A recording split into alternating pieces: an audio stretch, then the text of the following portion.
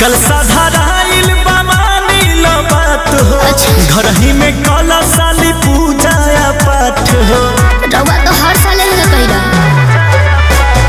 लइका लेखा हमरा के फुसलावा तानी जी। पिछले साल से को के ना घुमावा तानी जी। पूजा साली गावही के काली माई, पूजा साली गावही के काली माई।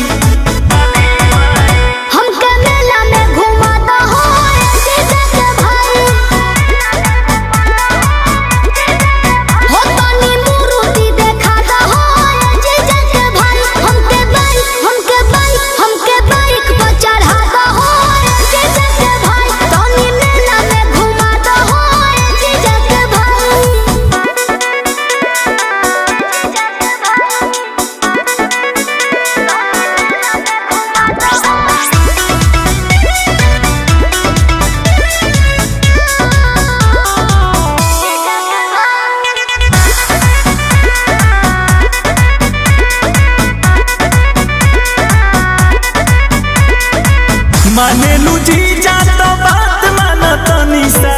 जाइब ना भले ले ला रुपया या पैसा। अरे ना जाए जी।